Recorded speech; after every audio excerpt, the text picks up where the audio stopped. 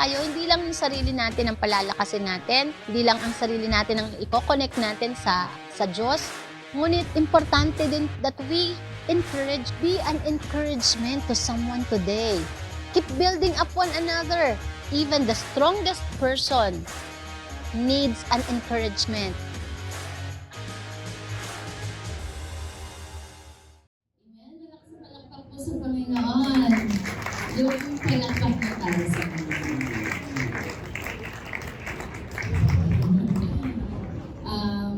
February is a love month daw. Love month. So, sino yung mga nagpag-date dito?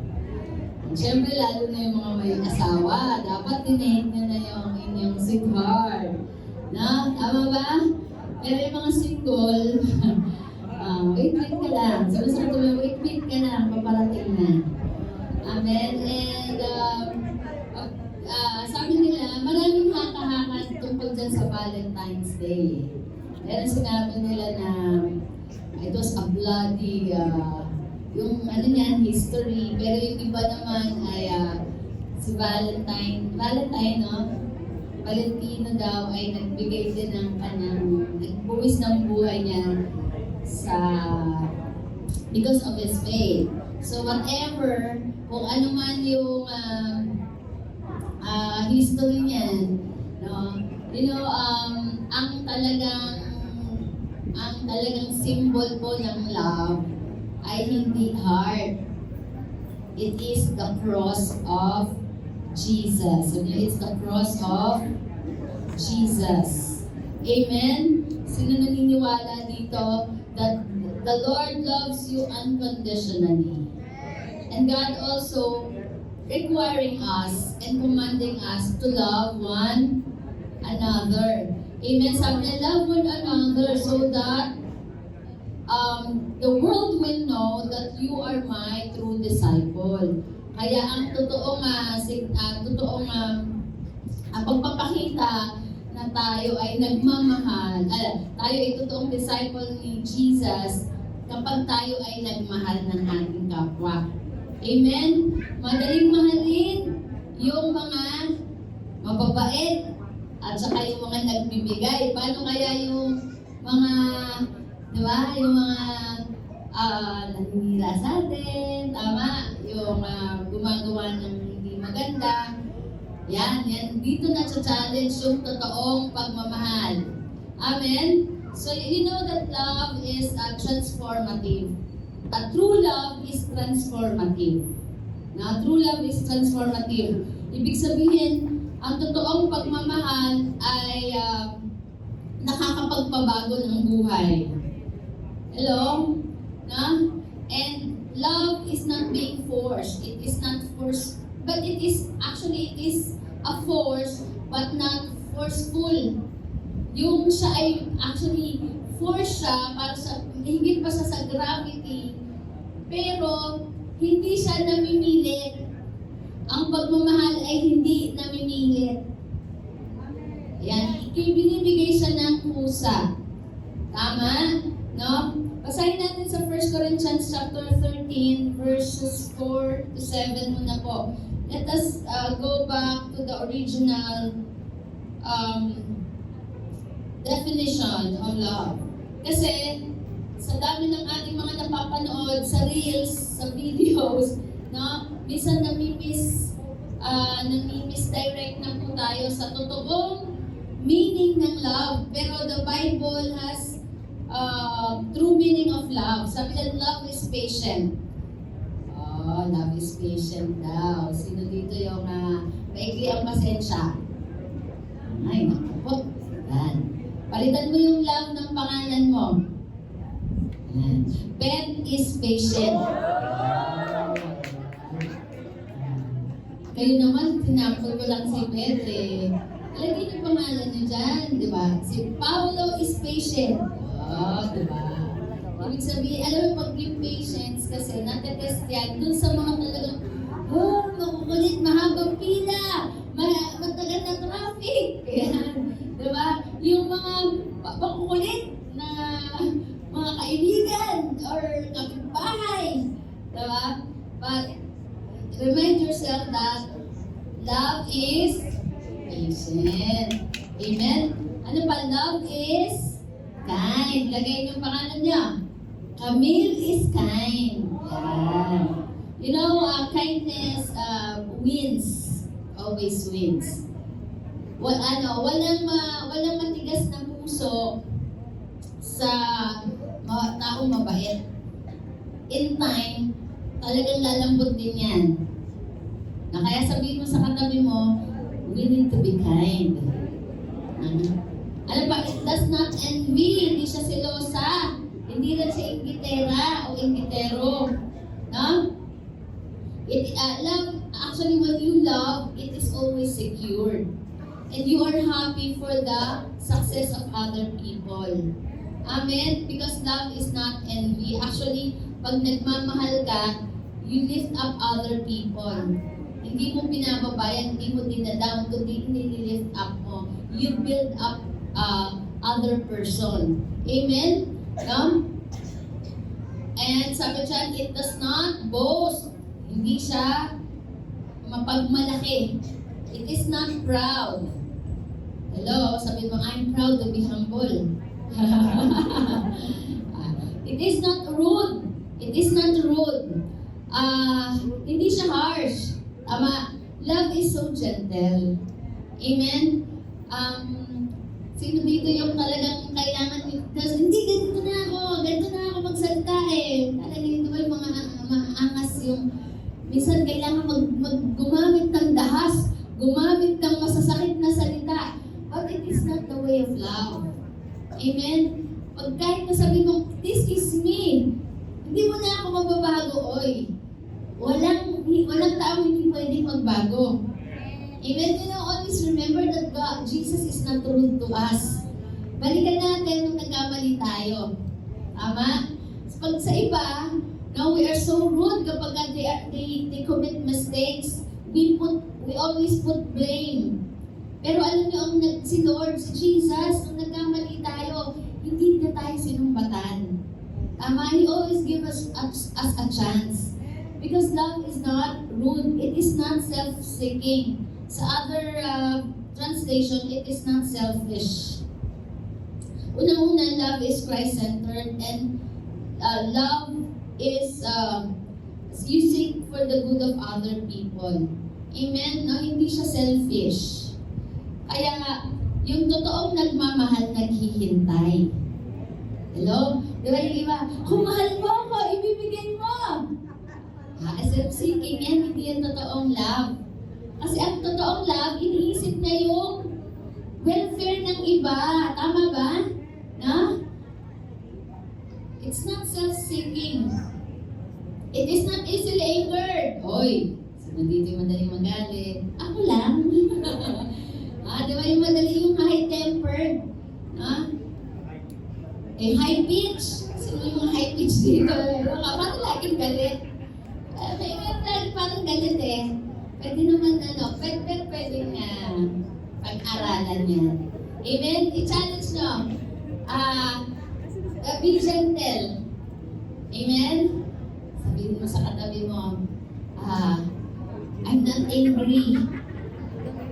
Hindi ako galit, nagpapaliwanag lang. Hindi ba ganun eh, no? It's not easily angered. Kasi nga, love is patience eh, no? Love is patient eh. Hindi madaling magalit. It keeps no record of wrongs. Ayan, yan. Nagpatawad na. Hindi mo na alalahanin yung nagawa last year. Yon. Hindi ka NBI. Ha? Tama ba? Ang totoong nagmamahal, nagpatawad, nilimot kaya, forgive and forget. You still remember the, you forgive and then you still remember the issue, the event, pero hindi mo na yan ginagamit against the person.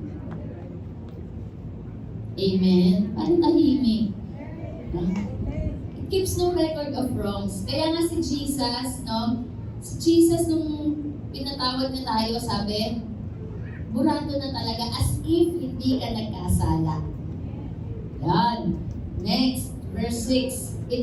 It is not, verse 6, love does not delight in evil but rejoices with the truth. Amen. No? So we are not comfortable of wrongdoings. Kaya nga ang totoong nagmamahal din, nagko-correct siya. Tama? Nagko-correct siya, kino-correct niya yung mali. Kasi hindi siya komportable sa mali. Kaya kung tayo kino-correct tayo, kasi mahal tayo. Mahirap kaya mag-correct. Tama? You risk your comfort. Kasi pagka nag-correct ka, malamang baka magalit sa'yo yan eh. Kaya nga, pagka nag-correct din tayo, kailangan malinaw sa kanila na out of love yan. Tama? Hindi natin para i-down, kundi dahil mahal natin and we want them to improve. That is love. And sabi sa 1 Corinthians 13:7, it always protects, always trusts, always hopes, and always perseveres. Tayo pong lahat ay yumuko at manalangin. Father, we thank you so much. We remember, we acknowledge, Lord, your presence. Thank you so much. We acknowledge your love, and we remember your unconditional love you have given to us through your Son, Jesus Christ. You are the perfect example of the demonstration of love. You have given the most precious person in your life, and that is your own Son. Salamat po, Panginoon. And maybe have a deep understanding about that love, that agape love. At ma-receive din po namin yan as Christians. Lord, maibigay din po namin sa kapwa po namin, especially mag-start po siya sa family and then sa community po namin. We thank you, Lord. Holy Spirit, continue to stir up our hearts. May our hearts be teachable and always open, Lord, sa iyong mga correction, sa iyong mga ituturo po sa amin. Salamat po. This is our prayer in Jesus' name. Amen. Amen. Sige po, palakpakan natin si Lord. Pag tinanong ka, nagmahal ka na ba? Sino dito nagmahal? Taas ang kamay. Pero actually, pag sinabi mong love, masyadong hindi lang siya malawak, malalim. Kasi ang love, kapag yung kinilig ka, hindi ibig sabihin nagmahal ka na. Okay? Tama ba? No? And kahit yung pumasok ka na sa isang relationship, hindi ibig sabihin nagmahal ka na niyan. Magmamahal ka pa lang. Kasi pag pumasok ka sa isang relationship, doon ka palang matututong magmahal. Kapag nakita mo na yung pinakapangit dan sa tao na yan. Kapag nag-disciple ka, hindi ibig sabihin nagmamahal ka na. Papasok ka pa lang sa pagmamahal. The moment na makita po natin yung pinakapangit sa tao, doon pa lang tayo tinuturuan ng Diyos pagmahal. Pero yung alam natin yung idea ng love na tinuturo ng mundo, yun nga pagka sa unang tingin, wow, napaghiyan ka, nagkita, oy, soulmate ko to. May kilig. Ano pa ba yun? Yung merong dating. Ano ba yun? May spark. Yan, yun. Kailangan mo ng spark. Diba? Hindi yun love. Hindi mo pa yan masasabing love. Ang totoong love, nag-i-endure. Kaya yung mga pasimula pa lang yan sa marriage, hindi ko pa totoong nagmamahal niyan. Because sabi, love endures. Pag yan na-test na-challenge na, pag nagkaroon na ng mga trials yan. Amen? Sino dito na umabot na kayo ng 30 years of marriage? 30 years. Wow. Diba? Congratulations. 30 years. Yan yung talaga, yung talagang enduring love na yan. Agape love yan. Yung nakita mo na lahat ng kapangitan dun sa, di ba? Lahat ng kapangitan dun sa spouse mo, and yet you stay. Yung maramdaman mo na hindi mo na mahal. Yan. Di ba? Nasabi mo na ba, bakit hindi ko na siya love?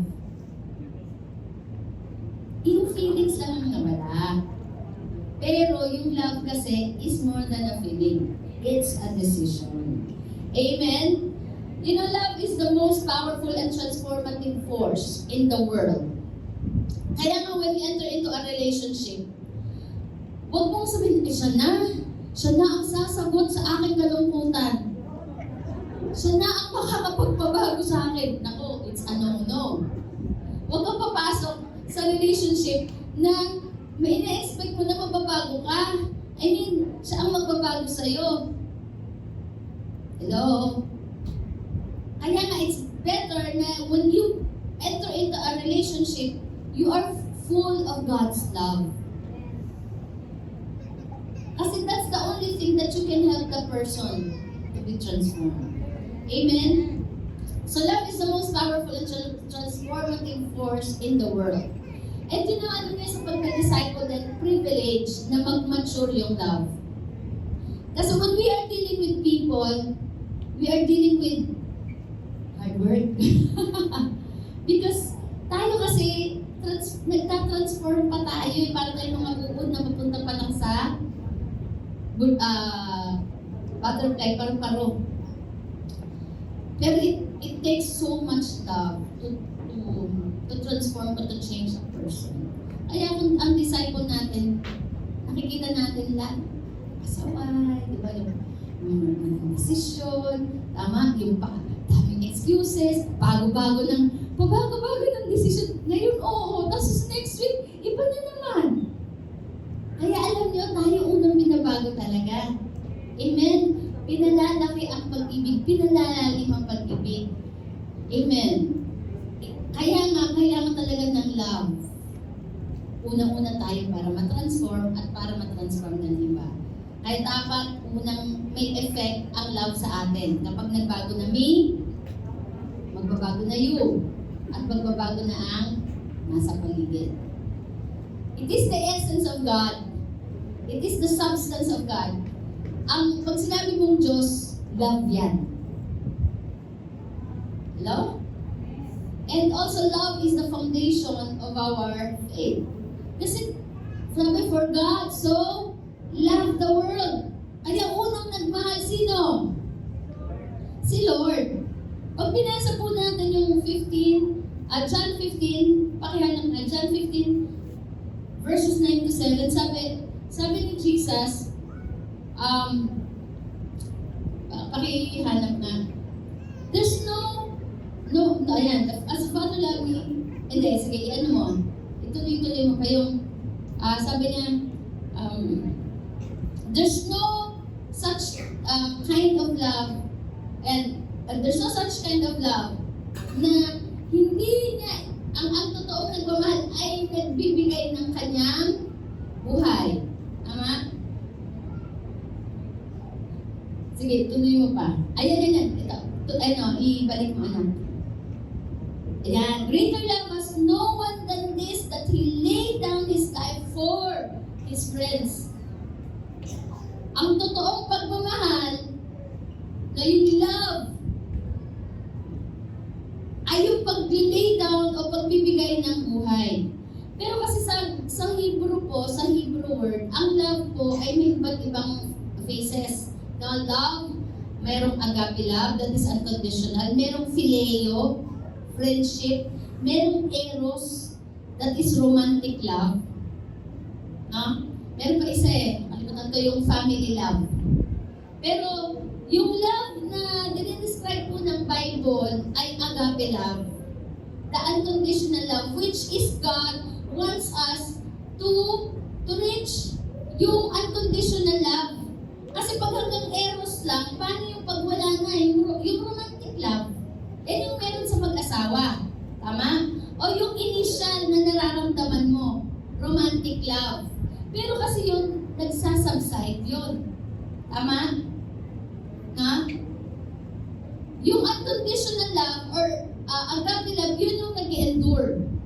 Na kailangan ng bawat isa sa atin para yung relationship na maintain o nasusustain. Hello? Kasi yung phileo, friendship lang yan. Friendship, pero kailangan din natin yan.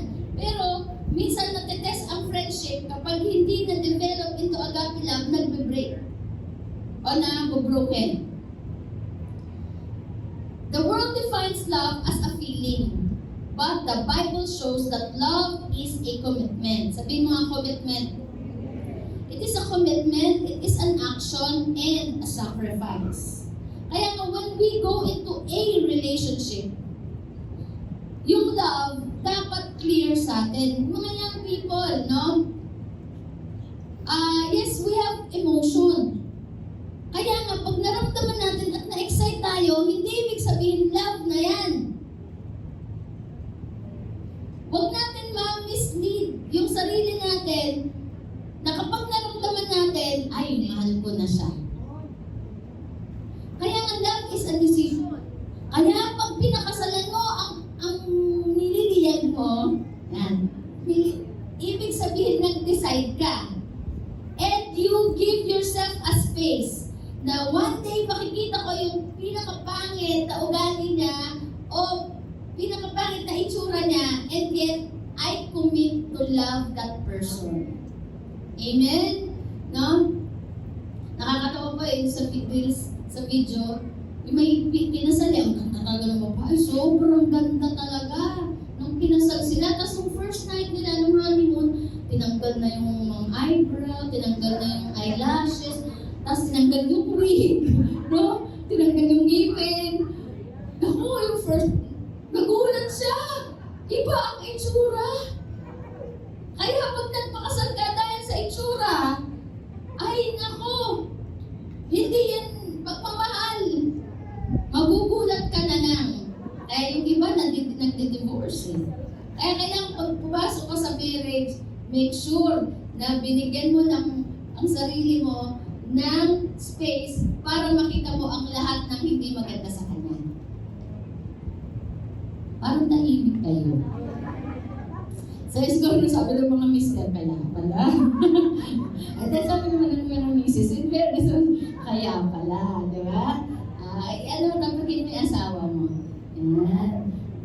I decide to love you every day. It is an action, it's a sacrifice. Di ba yung iba kasi pag galit na, hindi na nagbibigay ng bulaklak yan. Pag galit, hindi mag-entrega kasi galit.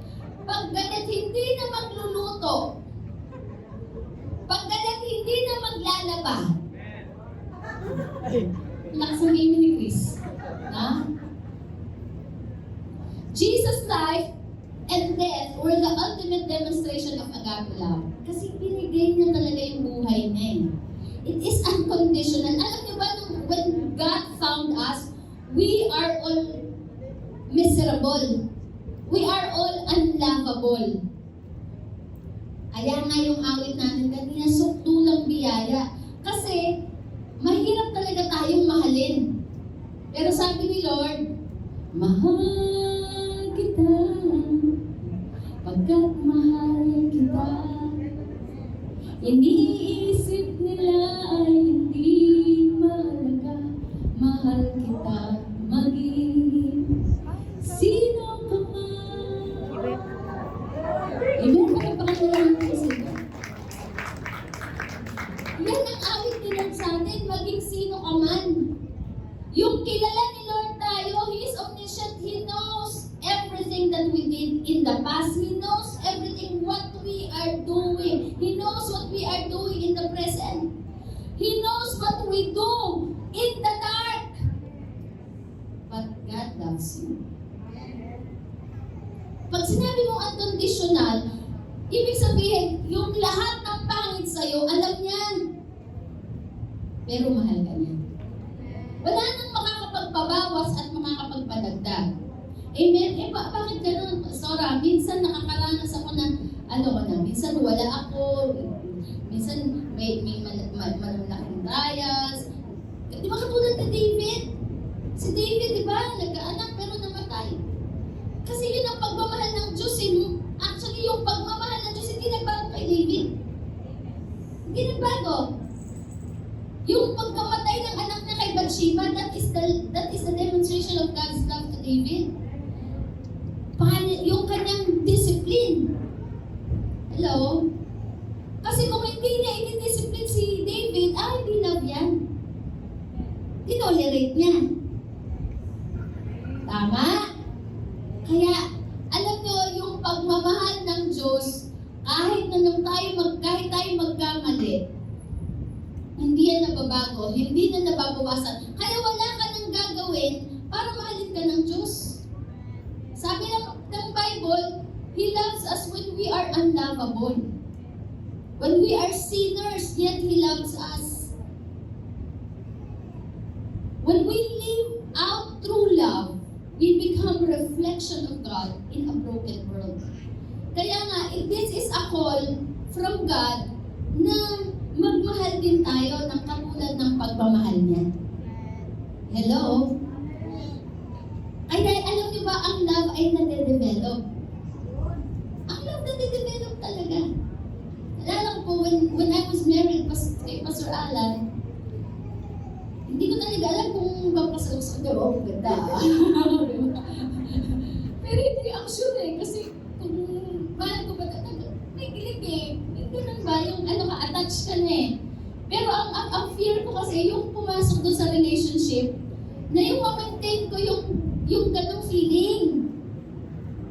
Kaya, dumating ako sa time na, nung nandun ako, parang ano pa ako kay Pastor, yung up and down pa ako. Ganun yung, hindi ko talaga siya na-treat ng tama. Honest. Pero si Pastor, consistent. Love is consistent. Consistent talaga siya. Nakita niya na lahat ng kapangitan ko. Alam niyo ba ito? Ay kung ko lang po aaminin. Pastor, dumating yung time talaga nasaktan ko si Pastor. Physical. No? Sa sobrang inis ko sa kanya. No? Battered husband eh. Pero alam niyo si Pastor, grabe talaga. Hindi talaga nagbago.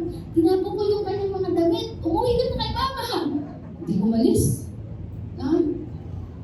Alam niyo, grabe yung pagmamahal niya. Very consistent. Na kahit na anong pakita ko ng kapangitan, ng ugali, yung nanay at tatay ko sumuko na sa akin.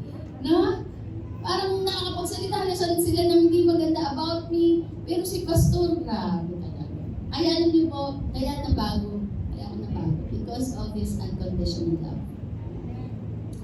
So, ganun yung nare-require at in-expect ng Lord sa atin. You know, yung love, initially, parang hindi pa yan ma-appreciate. Pero the more you invest to a person, the love, the unconditional love, the more you save. Alam mo yung parang ka nag-iipon. Araw-araw, nag-iipon ka.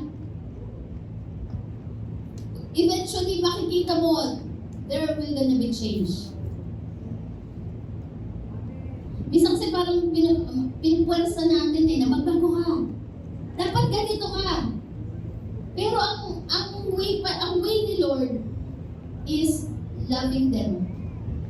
Yung second, yung binasa natin, no? Sa 1 Corinthians chapter 13. Hello? Meron po isang sundalo in the World War II, nag-step, nakatapak po siya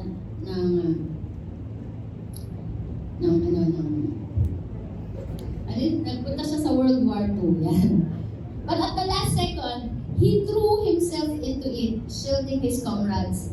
Alam mo yung, may mga landmines, yan yung bomba, no? Tapos para iligtas niya yung kaibigan niya, ang ginawa niya, niyakap niya po yung bomba. Siya yung pumunta dun sa bomb para iligtas yung friend niya. And yung kaibigan po na buhay, pero siya namatay. And tinanong yung kaibigan na iwan, bakit niya ginawa? Kasi nagmahal eh. At nag-recall sa kanya yung salita, yung sinabi sa Bible, greater love has no one than this, than to lay down one's life for one's friends. Kaya alam niyo po yung paglilingkod natin sa Panginoon. Ito po ay nasusukat talaga sa pag-lay down ng buhay natin. Especially kapag nahihirapan na tayo. Kaya nga sabi niyo po sa Galatians 2:20, I am crucified with Christ.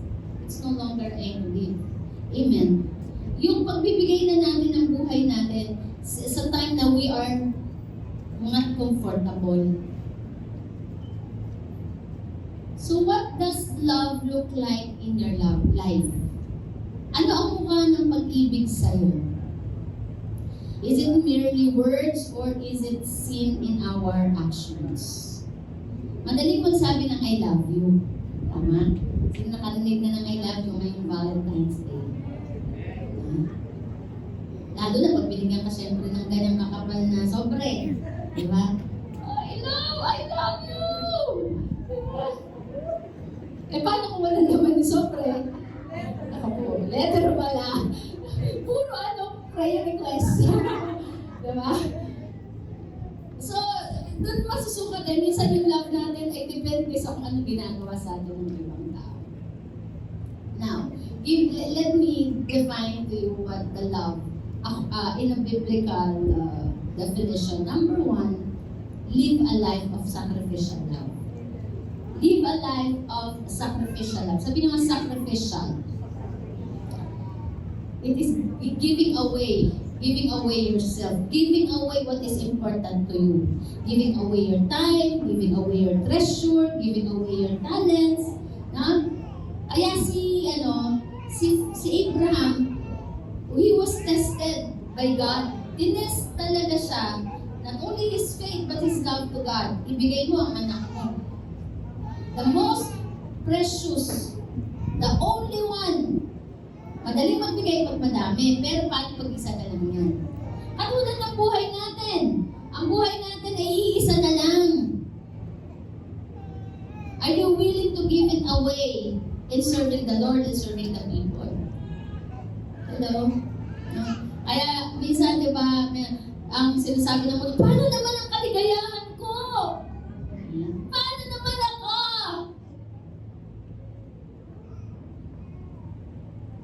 Ephesians 5:2, walk in the way of love. Sabi ni Paul, just as Christ loved us and gave Himself up for us as a fragrant offering and sacrifice to God.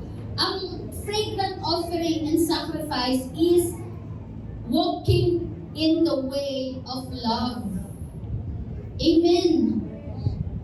So, si Paul po, talagang ramdam niya tong message na to. Kasi si Paul, he was unlovable when he was found by God. Pinarsecute niya ang church. Pinapatay niya si Stephen. Tama? Yung Samaritan woman na 5 asawa, siya lang ang nagtangka na kumausap. Kaya alam niyo si Paul, ramdam niya yung love ni Lord eh. Kasi when he was found by God, he was unlovable.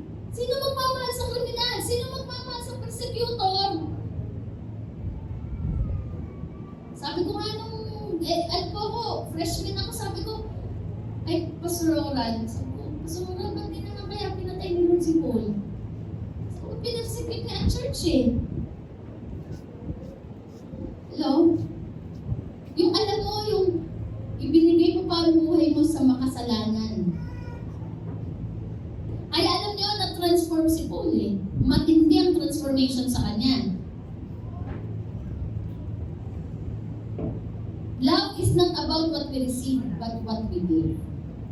Sabihin mo nga sa katabi mo, love is not about what we receive, but what we give. The love of Christ was sacrificial. He gave His life freely, not out of obligation. Kaya nga alam niyo po, yung pagbigay natin ng buhay natin sa Diyos, yung pag-alay natin, o pag-offer natin ng buhay natin sa Diyos, we should not be obligated. Lahat tayo dito. Tama. No, yung pupunta natin ng outreach, it's not an out of obligation, but it is out of love. Hindi dahil sinabi ni Pastor Sara na mag-outreach kayo. Kaya kahit nararamdaman mo na, dito naman ako nilagay, dahil mo naman ang dalawa mo. But when you recall the love of God to you, when He found you, ulang pa yung yung layo ng ganong puso-puso, layo. Diba? Buti nga, hindi ka nilagay sa doon sa mga bundok. Kaya yung paglilingkod natin sa Panginoon,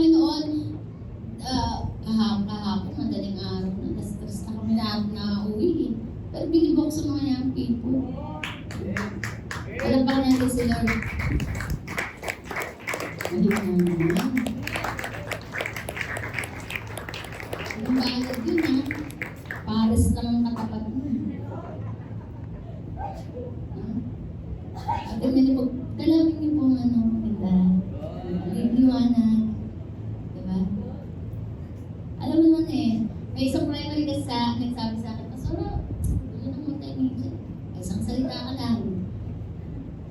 Kaya, pwede kayo mag-suggest. Tama? O, ayan, ang liwanag na po. Ang liwanag na ng office ni Rian. The love of Christ was sacrificial. He gave His life freely. Kaya pag naglilingkod tayo, it's not out of obligation. Hindi lang dahil sinabi ng leader natin, hindi sinabi ng pastor natin, but we give it freely. We just recall what God had done in your life. True love is compulsory. Ang totoong nagmamahal ay hindi lang hanggang bulaklak. Hindi lang hanggang chocolate. It is life. It is costly because it requires giving up comfort, pride, and even personal desires for the sake of others. Hindi lang yung yung others na ang bait, yung others na mapagbigay, yung others na sumusunod, yung others dyan, yung others na makulit, yung others na pasaway. Tama? No? Yung ibibigay mo, yung buhay mo, at paglilingkuran mo kahit na may ginagawang masama sa iyo. Si Judas, nung inugasan po ni Jesus yung mga paa ng disciple, hindi niya inanon, o Judas, ikaw hugasan. Hindi, hugasan na lahat. Kaya alam niyo ang love, hindi yan namimili. Amen. No? And we need to forgive. Sacrificial love is demonstrated, unang-una, is when we forgive. Even when it is hard. And even they do not ask for forgiveness. Amen? Eh, paano nga papatawarin? Hindi naman humihingi ng tawad.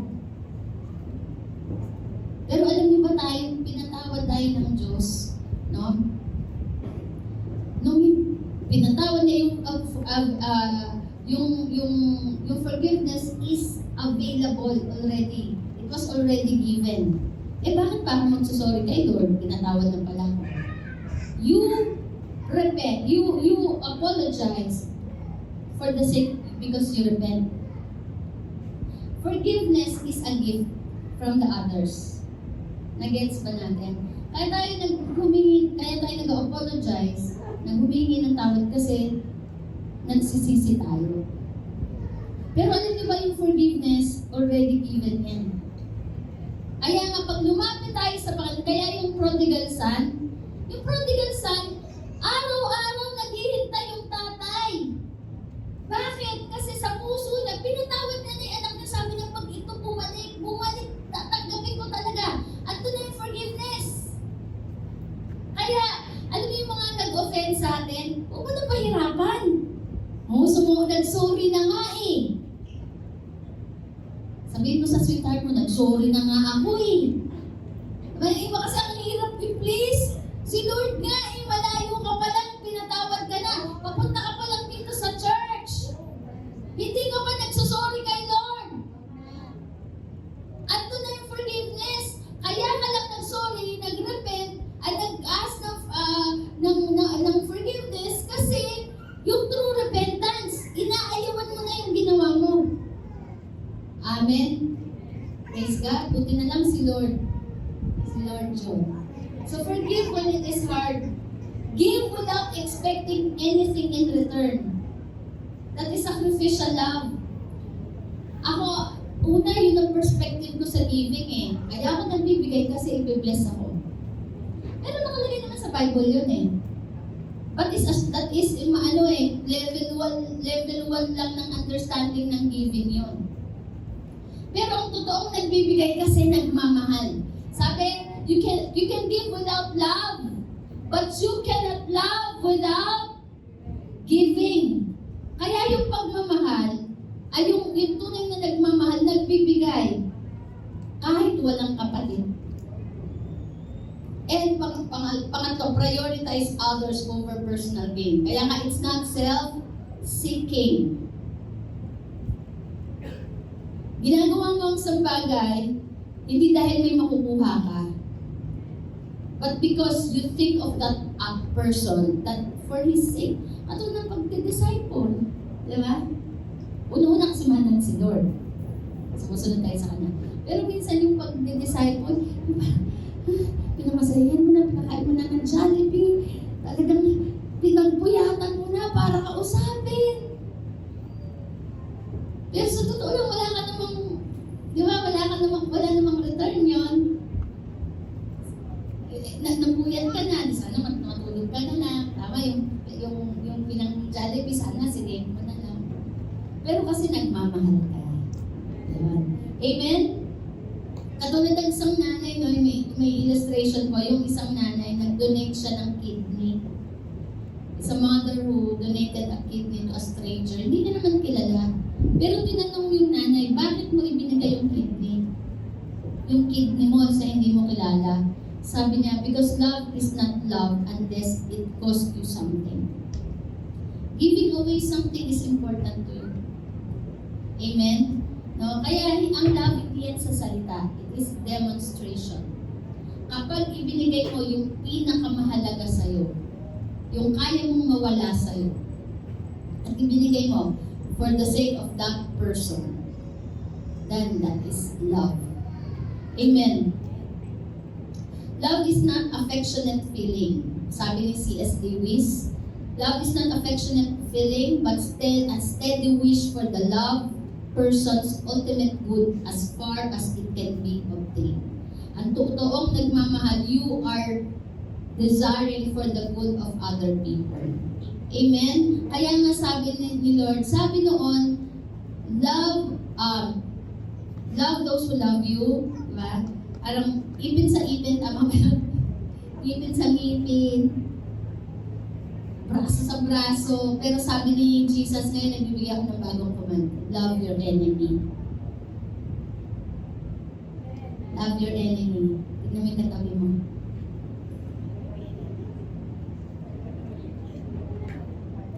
Tignan mo yung sa harap. Yan. Love niyo ba ako? Kahit ako'y unlovable. Kahit imperfect, that is love. Kahit imperfect yung isang tao, you choose to love that person. And you wish for his good. So what sacrifice is God asking you to make to show love? Ano ngayong week na to? Itong mga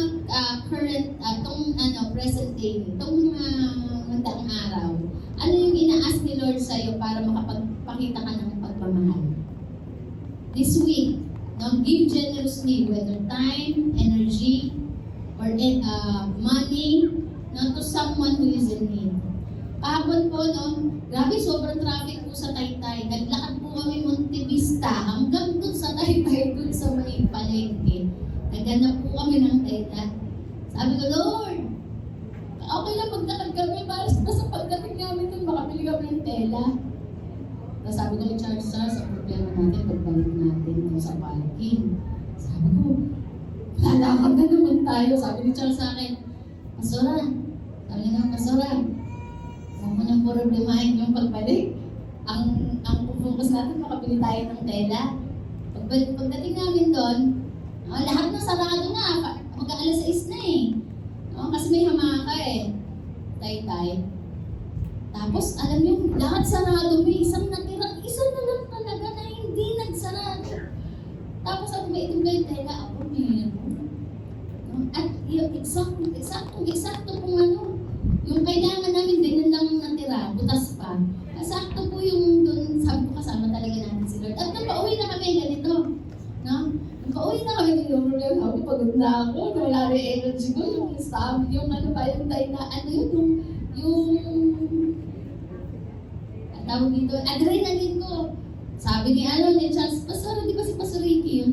Ay, oo, nilapitan namin. Tapos sabi ko, ay, Pastor Ricky, sabi ko, nasaan po, sakay mo, nabili kami tela eh. Sabi, ngayon pang pesto, di mo pinag-roomies. Sabi ko, kailangan talaga sa church eh.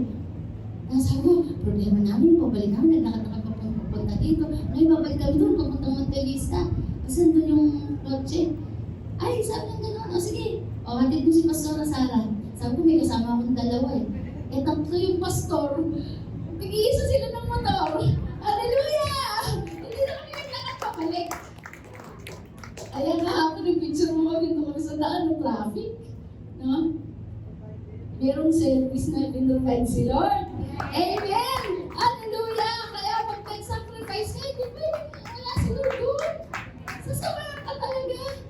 Tapos pagdating dito, sakto yung tela na naikabit namin. Amen. So, sacrificial love. Yung pagka madali po yung ginagawa mo, hindi pa yung ultimate love. Pero yung pag nahihirapan ka na, and yet, ginagawa mo pa rin para sa pamilya mo, para sa disciple mo, para sa bayan mo, that is love. Amen? Letter O, overcome evil with good. Love overcome evil with good. Amen?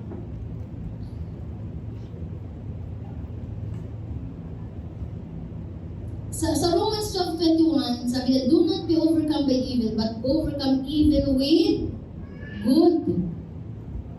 Love is strongest when it is tested. It is easy to love who love us, but true love shines when we love the unlovable.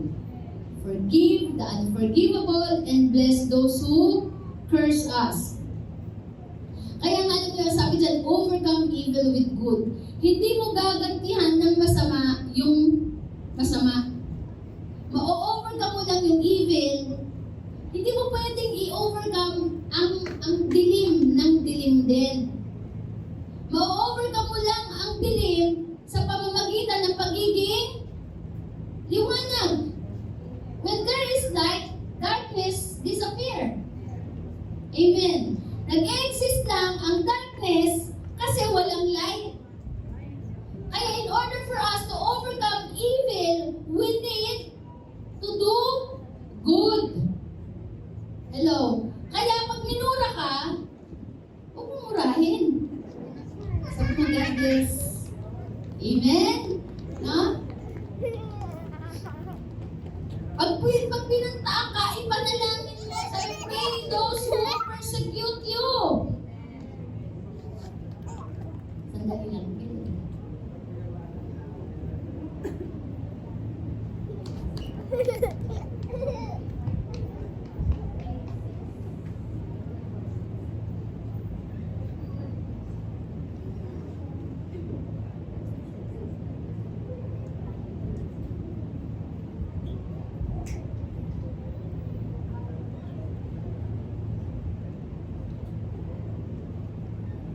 Balik tayo. So, overcome evil with good. Kaya pag tayo, no, sa bahay, you want peace at home, hindi mo pwedeng tapatan ng pride ang pride din. Kaya pag alam nyo, ang mga tao sa bahay, mapapride, madilim yan. Walang peace. Hello? Walang joy. Kaya pagka may ma-pride sa bahay, ang sagot dyan, tatapatan mo ng liwanag ang pride. Kasi ang pride, dilim yan eh. Anong katapat ng pride? Humility. Be humble. Sabi ko nga sa inyo si Pastor, na pag ako talagang nagalit, talagang isang linggo, walang usap yan, walang usap. Nasanay ako po ng ganun eh. No? Ganun yung culture ko eh, sa family. Pero si Pastor, hindi tatagal yan ang hindi nag-uusap ng Hindi talaga. Kahit ako na may kasalanan, siya na lang magsasorry. For the sake of reconciliation. Hanggang dumating na sa point na nag-adjust na ako, ako naman yung hindi na ako makatiis ng, nagalit ka, pero isang oras lang.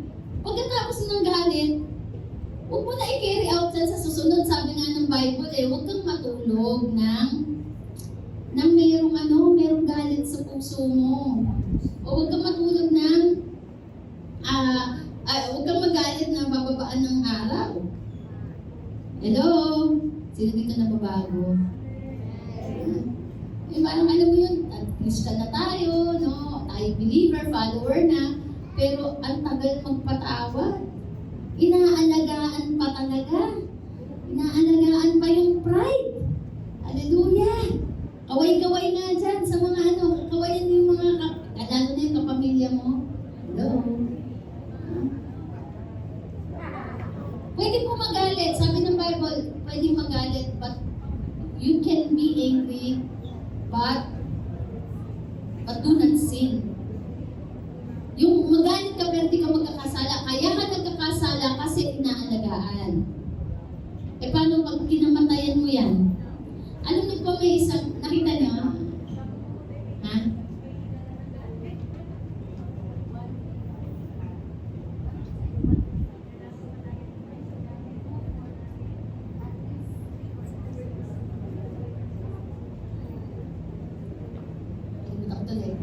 Pasensya na nalobot kasi itong laptop ko eh. Baka biglang mamatay. Nasaan na ba ako? Ha?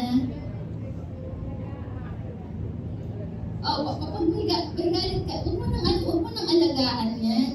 Huwag mong panindigan. Ha? Yung iba kasi pride na lang din. Lagi tayo, ang love kasi nagre-reconcile. Amen. It always reconciles. Amen? No? At saka pag nag-humble ka, never kang matatalo. Never kang matatalo. So that is the way of love. We overcome evil with good. Maraming relasyon po ang nasisira, hindi lang sa mag-asawa, kundi sa pamilya dahil sa pride. Kasi walang gustong bumaba eh. But when we are disciples of Jesus, we are called to love. We are called to overcome evil with good. Love is the strongest when it is tested. So we need to respond to criticism with kindness. Sino yung pinikriticize ka? Avoid retaliation. Pray for them. Pray for your enemy. Pray for those who persecute you. Pray for those who hurt you. Hello? Be a peacemaker, not a troublemaker. Amen. Ito isa sa mga gusto ko ituro din po sa atin, no? Being a peacemaker is this. Kapag may sinabi sa iyong masama tungkol sa ibang tao, huwag mo nang gagatungan. Be a peacemaker.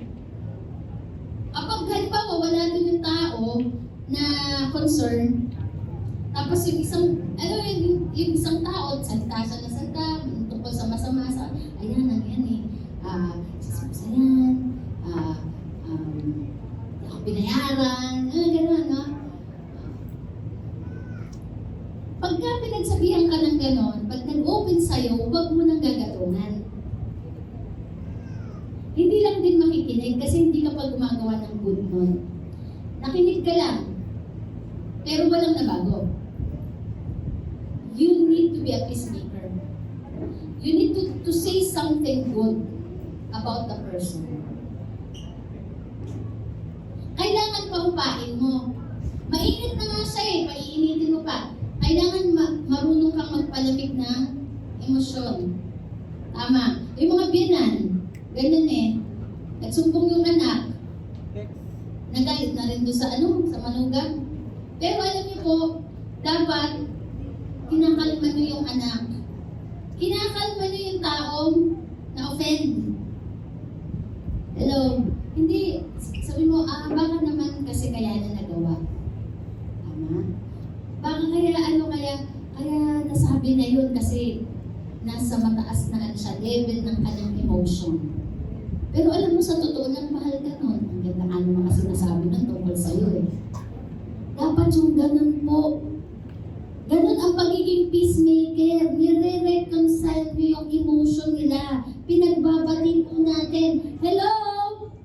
Hindi yung paggalit ka, ay gusto mo magalit na rin yung kapwa mo. We need to reconcile the person at sasabihin mo, alam mo, mahal ka na.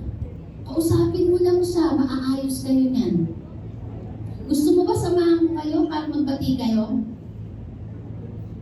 Hello? That is overcoming evil with good. You do something. We do something. Kaya ganun ang ginagawa natin. That's why we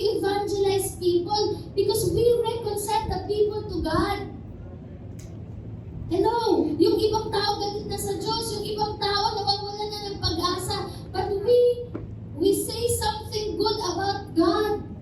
That the Lord loves them. That is a peacemaker. Amen. Sabihin mo sa katabi mo, you are a peacemaker. You are not a troublemaker. Kaya laging dala po natin good news. Amen. Hindi bad news. Alam mo, sinabi ni sister, ganito ka daw. Grabe. Hindi ka rin naliligo. Hindi ka na naliligo, hindi ka pa nagbabayad. Tapos minsan may dagdag pa yan. Kaya alam niyo po, ito lang ang payo ko din. Pag may nagkwento sa inyo, huwag kayo agad maniwala. At kailangan nasa neutral ground ka. Nasa neutral ground ka.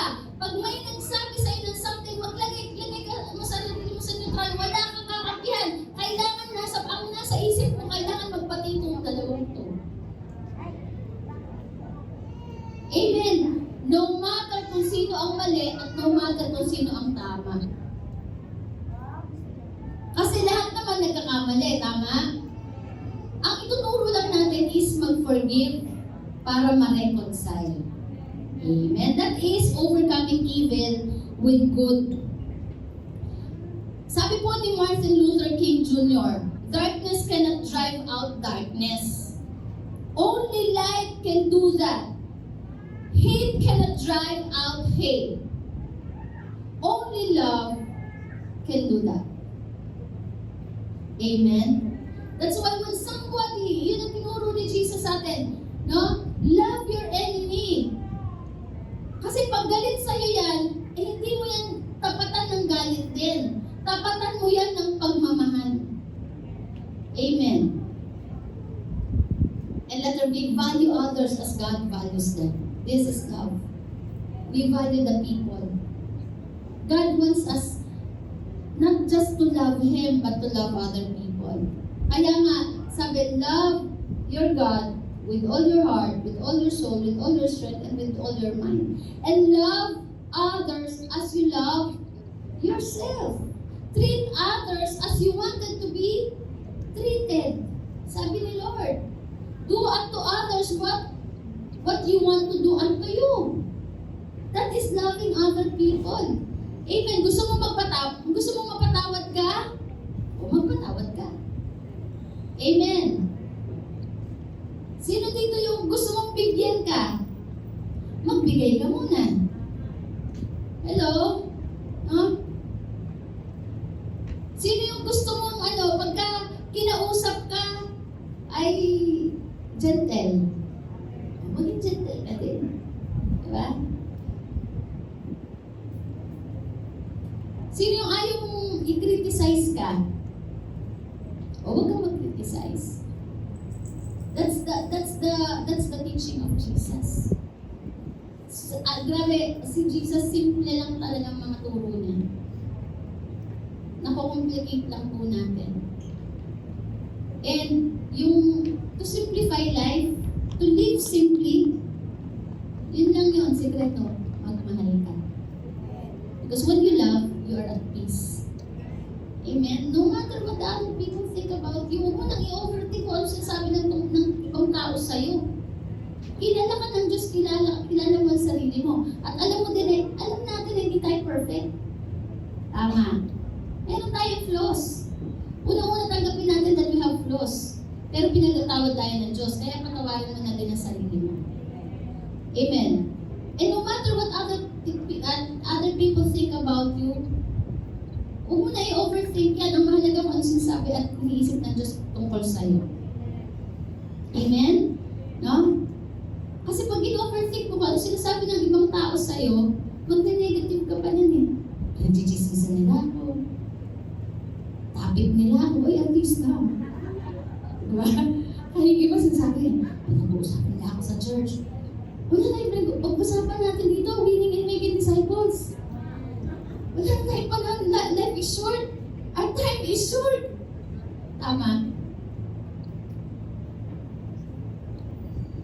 And kung may ganun man na pinag-uusapan ka, hindi mo na yun accountability.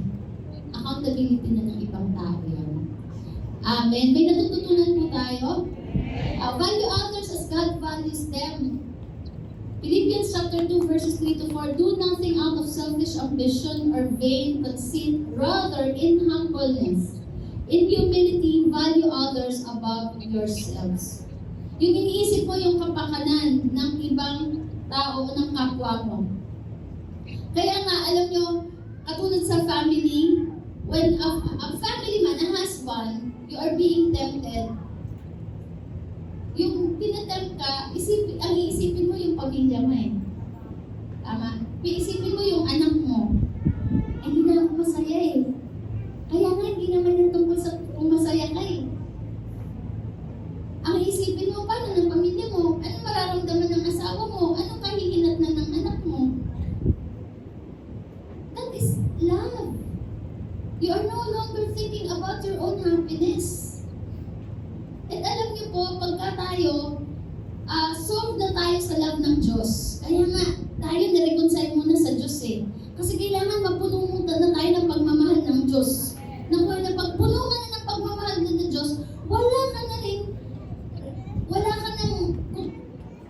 yes, may expectation, may requirement na dapat ganito gagawin ng asawa mo. Eh, paano kung hindi ginawa?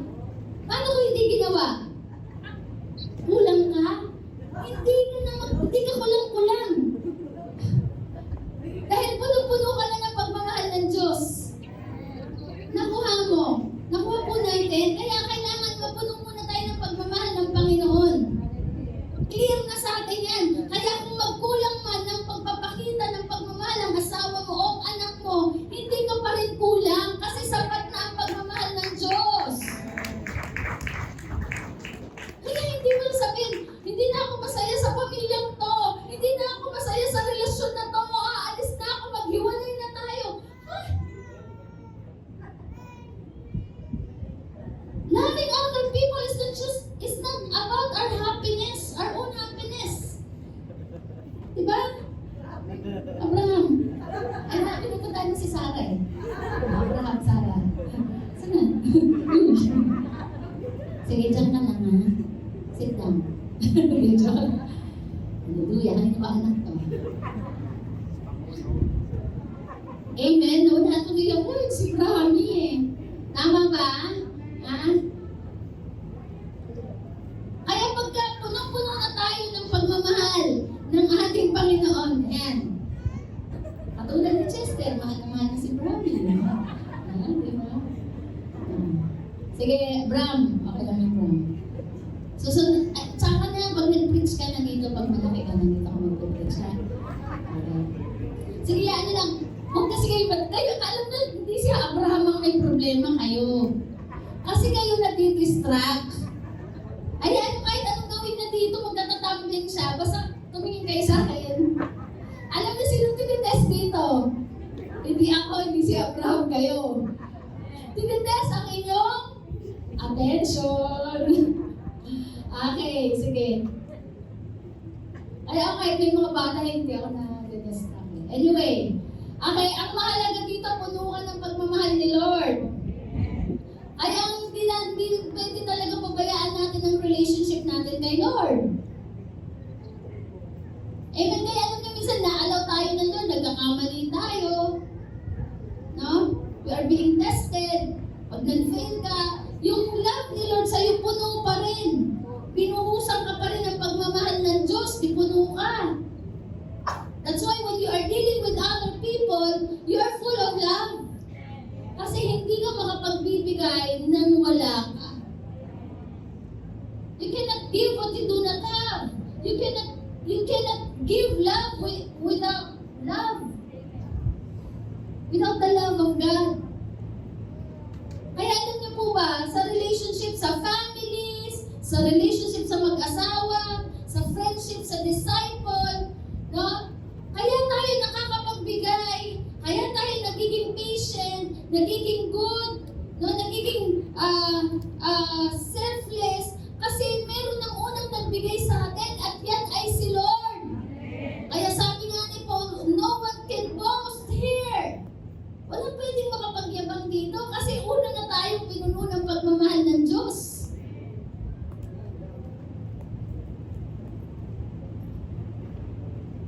nasabing kahit ang reputation mo, napakabait mo, pero God knows. He knows what you did last night. He knows what you did last summer. And yet, He loves you. And He forgives you. And now, God is requiring you to forgive your kapwa. And you cannot give it. Di ba may parable dun eh? Sabi nung servant, yung judge sa pinaus, kasi kukulong na siya dahil hindi siya nakapagbayad ng utang. May utang siya. Sabi nung judge, hindi, kailangan kayo kulong. Kasi may utang ka. Sana para mawawa na, babayaran ko din yun. Please. Sana please spare me. Give me time to pay my debt. Pinagbigyan siya, hindi siya kinulong. Tapos ngayon, itong mama na to, nakasalubong niya yung servant niya na may utang sa kanya. Tapos siningil niya. Tapos yung servant niya nagmamakaawa. Sabi niya, papakulong kita pag di na nagbayad. Sabi ng servant, please, huwag mo ko ikulong. Sabi niya gano'n. Babayaran ko din. Pero ang ginawa niya, pinakulong niya. Nalaman ng judge. Nagalit siya. Sabi niya, ikaw binigyan kita, in-spare kita dun sa utang mo. Pero yung servant mo na nagmamakaawa sa'yo, hindi mo pinagbigyan. Kaya lang yun tayo, may pinagbigay lang din sa atin ng pagkakataon, ng pagpapatawad, ng biyaya. And as we receive that grace, as we receive that forgiveness, as we receive that unconditional love, how come that we cannot give it away to other people? Amen? It's not about us. It's not about us anymore. Alam niyo kaya, pag tayo nagpatawad din, tayo unang-unang pinapalaya ng Lord, tayo din ang unang-unang pinapagaling ng Panginoon. Amen?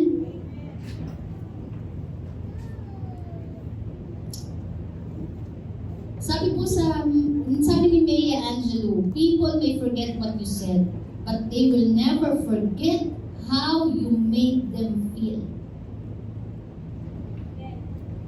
Kaya nga, valuing others is making other people important.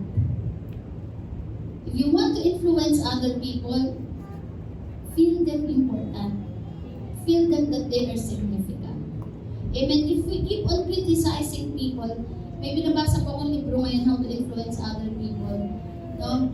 Alam niyo, wala talagang matigas na puso kapag ang isang tao ay nakaramdam at naka-receive ng pagpapakita ng appreciation.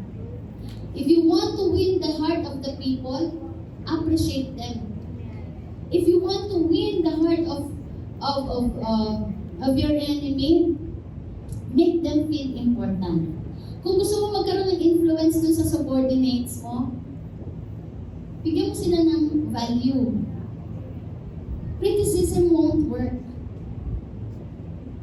But appreciation is. Amen? Amen. Kaya mas maging generous tayo sa pag-a-appreciate. And there is an art of correction. There is akong natutunan. There is an art kung paano mo i-correct ang isang tao. Appreciate mo muna. Amen. Bigyan mo ng pagkakataon. Hello? Ganun si Lord eh. No? Tayo kasi judge, hindi ka na pwede. Nagkamali ka. Tumayo. Di ba tayo dati ganun eh, no? 1 month kang hindi tatayo, disiplinado ka. Mas lalong nawala. Tama? No, si Lord iba. Si Manchu, nagnanakaw pa eh. Nagnanakaw pa nung tinawag siya eh. Tax collector. Ganito. Kailan siya nagbago? Nagbago siya dahil sa pagmamahal ng Jesus. Amen. Kaya alam nyo, kapag ang tao nasa iyo na, yung asawa mo, kasama ka, magbabago yan kasi ikaw ang asawa. Hello? Yung disciple mo na yan, magbabago kasi ikaw ang leader. Bakit? Hindi dahil parang si Hitler ka, kundi dahil ikaw ay kamukha ni Jesus. Amen? And last, express God's love boldly. Matthew 5:16, let your light shine before others that they may see your good deeds and glorify your Father in heaven. Sabihin mo nga boldly. Alam niyo po, ang nagmamahal, courageous. Sabi ng 1 John chapter 4, verse 4, if I'm not mistaken, pakihanap nga. Ito binigay din sa akin ni Pastor Alan. Sabi niya, in love, there is no fear. Walang takot sa taong nagmamahal. Because love is truth. And truth will set you free. Kaya kung ikaw nagmamahal, tumatayo ka sa katotohanan. At kapag nasa katotohanan ka, hindi ka matatakot because truth will stand forever. Kaya tayo, we stand on the Word of God because heaven and earth will pass away, but the Word of God will remain forever. Kaya yung totoong nagmamahal, walang takot yan. Kasi ang tinatayuan mo ay yung foundation, ang katotohanan. There is no fear in love, but perfect love drives out fear. Because fear has to do with punishment. The one who fears is not made perfect in love. Amen. Kaya yung totoong nagmamahal, hindi ka tatatakot magbigay. Because sold out ka na nakapagbigay ka, ibalik man niya o hindi. You're not afraid kung ibalik na. Sino yung amen? Ang lakas ah. Hallelujah. Diba? Sabi mo, malay mo. Kaya nga, pagka nagmahal ka, wala yung takot mo. Kasi baka na naman gawin niya eh. Alam nyo, may tanong eh, sino mas masaya? Yung nagpamahal o yung minamahal? Sige, alam nyo na eh, no? Sino yung nagsabi nyo, ano mas masarap? Yung nagmamahal o yung minamahal? Yung minamahal. Kasi nagre-receive eh, no? Binibigyan ka ng regalo, binibigyan ka. Sino nagsabi nyo mas masaya yung nagmamahal? Diba, alam niyo sa totoo lang, mas masaya ang nagmamahal. Tingnan niyo nung una pa lang kayo ng asawa mo, di ba mahal na mahal mo yan? Di ba para kang nasa heaven? Kasi talagang feeling mo, mahal na mahal mo siya. Pag makita mo lang siya, sobrang iba na ang iba na aura mo, marinig mo lang ang boses niya, talagang sumasaya ka na, sumisigla ka na. Isang text lang, talagang it makes your day. Kasi bakit? Kasi mahal mo. Kaya talagang masaya yung nagmamahal. Kasi bakit? Walang takot. Yan. Ay sabi sa Matthew 5:16, let your light shine before others that they may see your good deeds and glorify your Father in heaven. Love that is hidden is not love at all. Ay, huwag kang matakot magmahal, huwag kang matakot magpatawad, huwag kang matakot magbigay, huwag kang matakot na ipakita mo nag-care ka. No? Kasi yung iba ayaw mag-care kasi baka mamaya umabuso. Pagka hindi ka nagmahal, pinipigilan mong maging masaya. Jesus publicly displayed His love, feeding the hungry, healing the sick, ultimately dying on the cross. Love is meant to be shared, not to be hidden. Amen. Kaya yung ultimate love, yung love talaga na pinag-uusapan natin, hindi yan po yung kilig. At hindi po yan yung pang-Valentine's lang. Ayun nga, sabi ko kahapon, galing kami ng Taytay. Pagkatapos after that, may isang young people na sobrang pagod, gusto kong matulog, dahil nang umigat na ako, sakit ng binti ko. Tapos biglang may tumawag ko yung people. Sabi ng pastora, pwede po kayo makausap. May co-confess lang po ako sa inyo. Kasi kahit sobrang pagod. Tapos binonfess ang sabi niya ng pastora sa inyo kung ito siya. pagkatapos ng kausapin, magsalita, na-release na siya.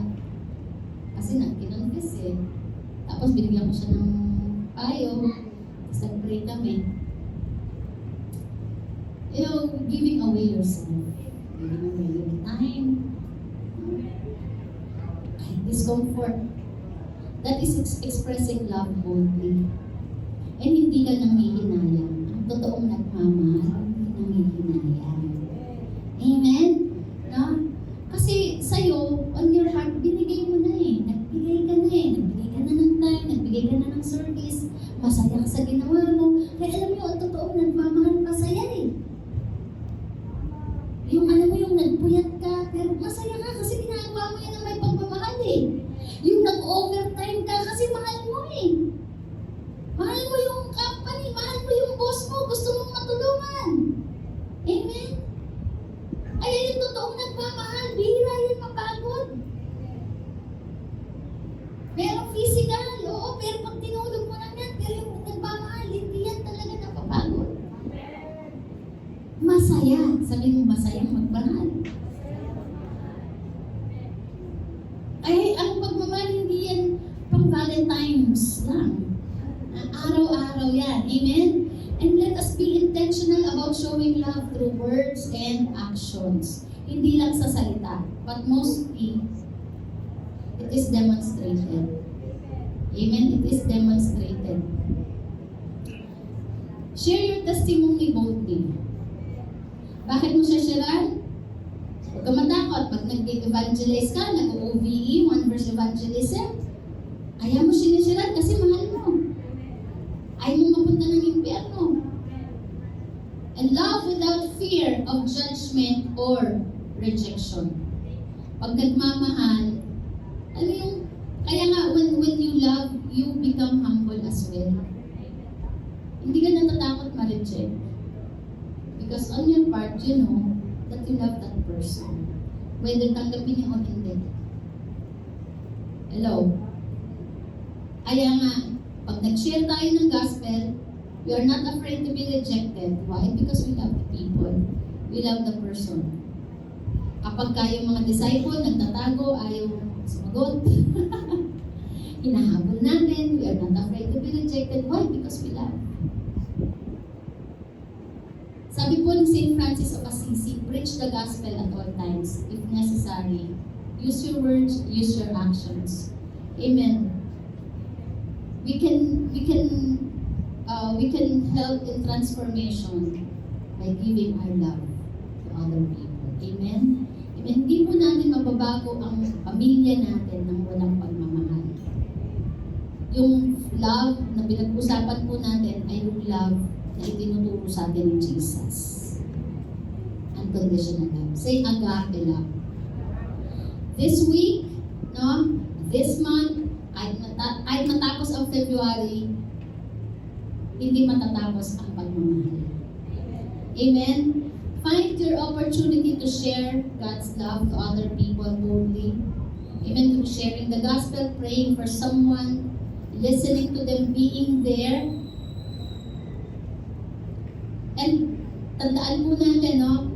We are called not just to be saved, we are called to love one another. Amen? Tayo po tayong lahat. Hallelujah. Make love as a lifestyle. Make love as a choice and a calling. Love is not just a feeling. It's not just a feeling. It is more than that.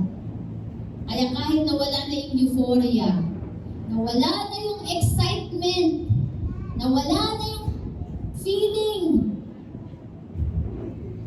ang love, pipiliin mo pa rin araw-araw.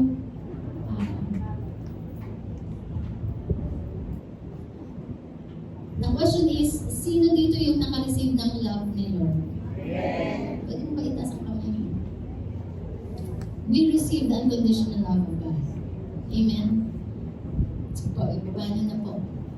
Kung na-receive mo yung love ni Lord, yung love na na-receive mo, yan yung a-apply natin every day ng buhay natin. The way of love, the way of Jesus, of loving us. It's no longer our way. Amen? At kapag nawala na yung feeling, pag nawala na yung feeling mo, para sa isang tao, para sa pamilya mo, that is the best time to choose loving that person. Amen? Hallelujah. Panawit natin yung dulang biyaya. So, remember, L-O-V-E. Love is sacrifice. So, we need to live sacrificially. Hindi pa po tayo nagmamahal kung walang sacrifice. O, let us overcome evil with good. Hindi ka mananahimik, kundi para i-oppose natin ang evil, we need to do good, we need to do right. That is loving. Ay, minsan masakit po na mag-correct, masakit mag-rebuke. Tayong mga magulang, di ba? Nasasaktan tayo mag-discipline sa anak natin. Pero kailangan natin gawin kasi mahal natin. Tama? That is overcoming evil with good. Hindi tayo mananahimik. Kailangan ipakita, sabihin, kung anong mali, set example kung anong dapat. That is overcoming evil with good. Being a light of this world and value others. Value others as God does. Valuing others is sometimes putting others before us. Sa time, sa treasure. Alam niyo po yung binibigay nating panahon sa ibang tao, yung pagsiservisyo natin. Hindi po yan na nalilimutan ng Panginoon. Minsan iisip natin, dapat pinagpahinga ko na, sana ibinigay ko na ng panahon sa family. Pero pag binigay mo sa disciple mo yung time, sinasacrifice mo. Why? Because you value them. And express God's love only. Amen. So which part of love do you need to grow? Alin doon? Saan ka kailangan mo mag-grow? Yung sa sacrifice? Doing good? Valuing other people? Or you need courage to express that love? Amen? Hallelujah. Balikan po natin yung pagmamahal ng Diyos sa atin. Learn to receive the love of God. Learn to receive His forgiveness. Ikaw muna makumbinsi ka na mahal ka ng Diyos. Makumbinsi ka na willing si Lord na patawarin ka. Hello? No matter who you are, no matter what we did in the past, God is very willing to forgive you. Just come to the Lord, just come as you are. Kailangan mapuno ka muna. At kung sa tingin mo hindi ka makapagbigay ng pagmamahal, baka kasi puno ka ng ibang bagay sa puso mo. Pag-pray mo kay Lord, baka may pride, i-lay down mo kay Lord. I-pour out mo yan. Baka puno ka ng past, i-pour out mo kay Lord. And allow the grace of God to change you, convince you.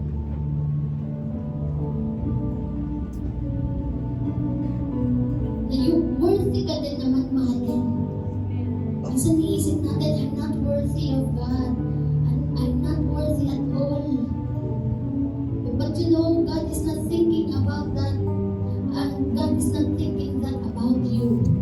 Hindi ka na nang iniisip ni Lord na hindi ka worthy. He loves you. Let that heart be filled with the love of God. Unang-unang tanggapin ang pagmamahal ng Diyos, yung agape love. Yes, hindi tayo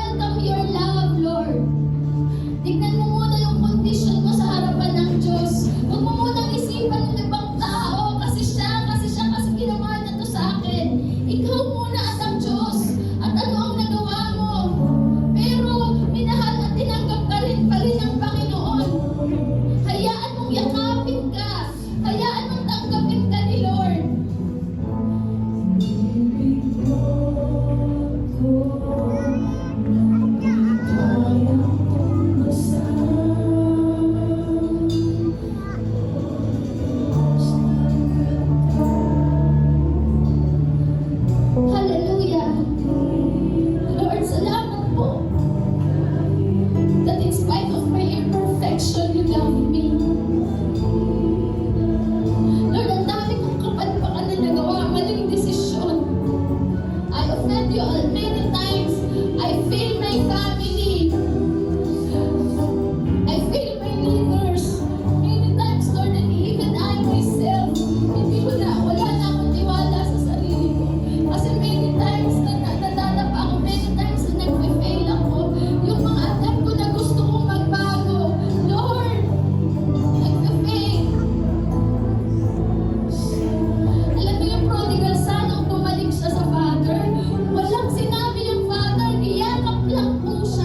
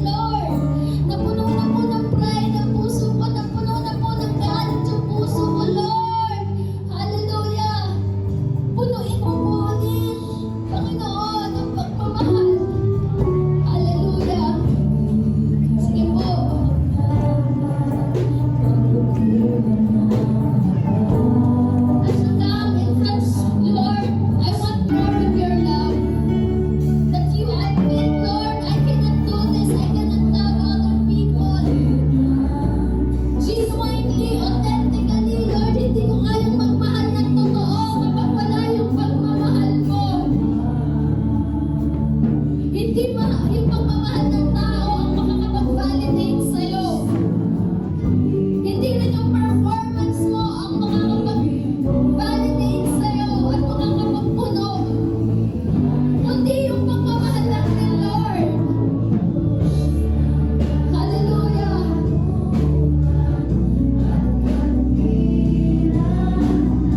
Yes, Lord! We come to you, God. We humble ourselves before you.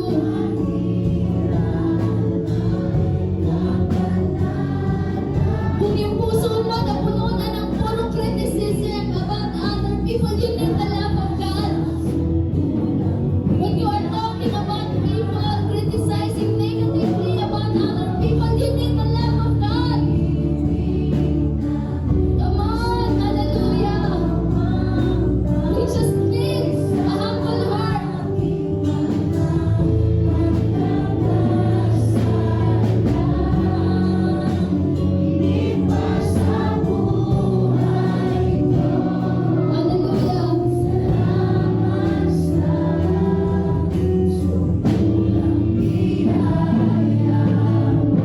Yes, Lord.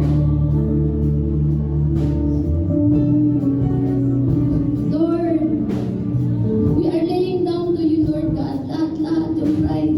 We are consumed by what we know, by what of ourselves, of what we are doing.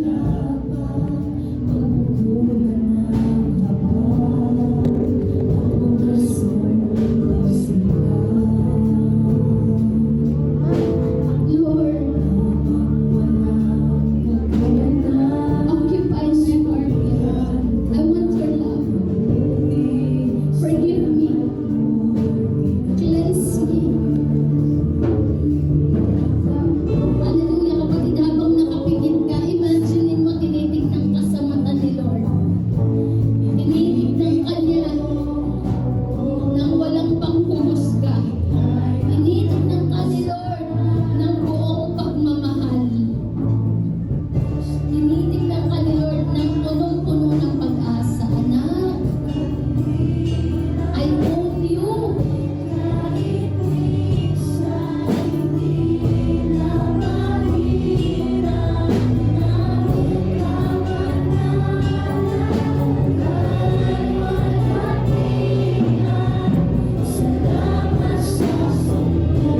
Thank you, Lord. Hallelujah.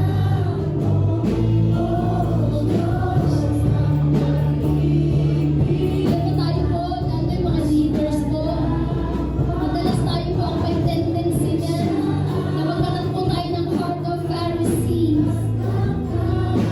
Na we operate by law. But Jesus operate by love.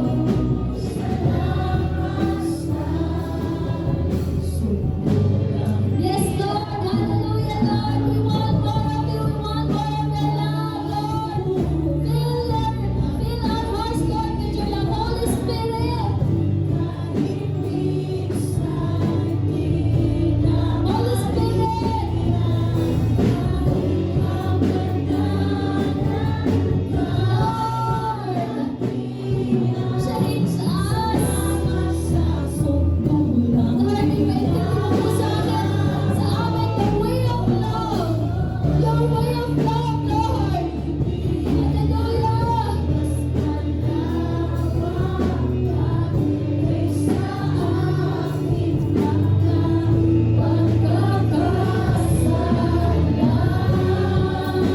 Ibig pa sa buhay ko, salamat sa subulang iyaya mo.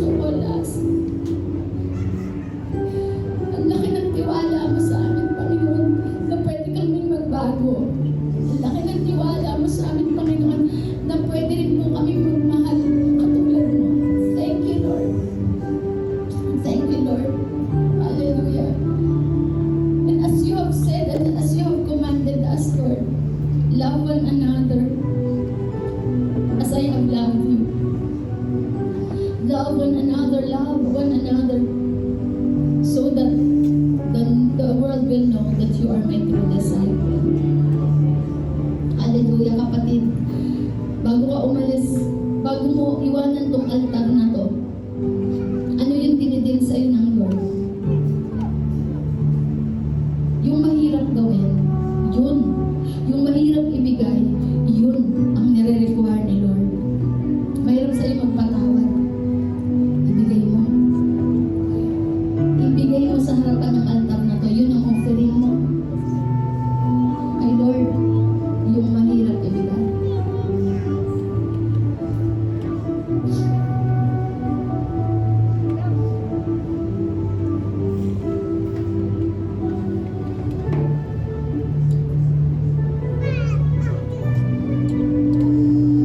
Yung nasasaktan ka, pero magsasabi ka pa rin ng maganda tungkol sa taong yan.